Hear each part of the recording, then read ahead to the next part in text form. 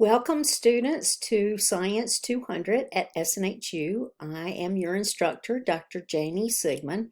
You'll notice that my email address is m.sigmon@snhu.edu, and that's because my first name is Melody, but I go by Janie, and I will be your instructor this term. You are in a science class, so this is a natural sciences class for you to learn about the scientific process. And you think about it and say, well, I learned about this in the 7th grade.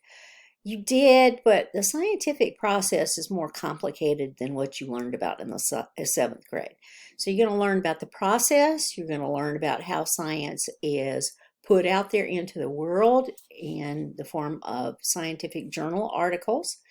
You're going to learn how to read a scientific journal article and how to determine whether it is relevant. So is it for you? Does it help you answer your question? Is it credible? So is it a good source? You look at the author, you look at the establishment where that author works, you look at who pays for the study. So all of that is tremendously important. So the credibility, relevance, and also reliability of work that you are reading. And we're going to compare, for example, a scientific study to a news article to show you the difference and to show you how they're not exactly the same. So that's what you'll be working on this term. The most important thing for you to do, first of all, is to sign up for your Sumo web text. So a web text is a textbook that's online, and it's really important to do this. You can get a printed copy, but I see no point in doing that because you have to go online and you have to answer questions online. Those questions are automatically graded by the textbook and they're sent directly into Brightspace. Now, there are plenty of things that I grade, but all the questions about the textbook information are automatically graded and put into Brightspace. So you have to have the textbook, the web text, for Applied Natural Sciences.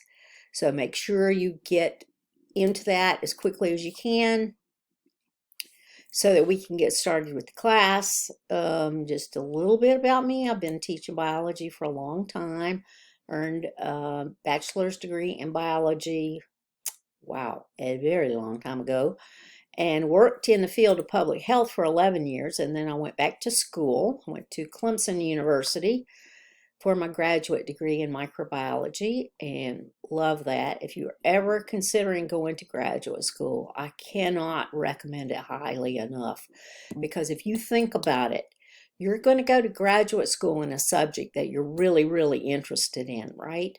Well, everybody there is really, really interested in that topic too. All of your instructors, all of your professors, all of your teaching assistants, all of the other students in the program. Everybody is interested in this topic. So, I mean, that was just an amazing time in my life. Yes, it was stressful. Yes, we didn't have a whole heck of a lot of money because I was in grad school, but still, it was a fantastic experience and one that I will never forget in my life. So I encourage you to go to graduate school if you have a chance. But that being said, I earned my PhD in microbiology from Clemson, and then I started my teaching career because that's really what I wanted to do. And I was a teaching assistant in the biology program at Clemson while I was there in graduate school. So I've been teaching for a long time. Taught at a couple of colleges. In one I was at for 17 and a half years. And when I was there, I taught introductory biology. I taught microbiology, forensic science, biotechnology. I know there's other biologies that I taught. So anyway, lots of different biology classes. So of course I love biology and I love nature. And my hobby is nature photography. As you can see, I've put some of my pictures right here. And in May, I am going on a nature tour of Scotland, and I am super excited about that. So anyway, that's what we've got going on this term. That's a little bit about me, and I am here for you. I teach part-time so that I can concentrate on you and help you in any way that I can.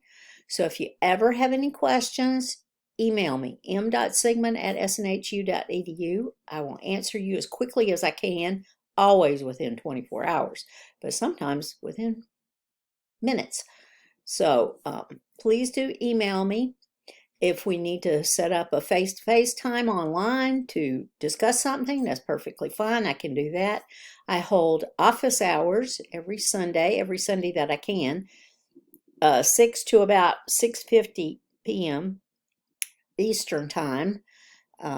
If that time doesn't work for you and you still want to meet with me, just let me know. We'll figure out some time and I will set it up for us. So just let me know what you need. If you have any questions, if you need clarification. So if you get stumped, if you're looking at a topic and you go, I have no idea what this textbook is asking about, or you're in the middle of the project that you're working on this term and you're going, I have no earthly idea what I'm supposed to do in making a hypothesis that is testable. If you get stumped, please just ask me. That's what I'm here for, to help you. Okay? So, with that being said, I hope that we have a wonderful term this term, and reach out to me if you need anything.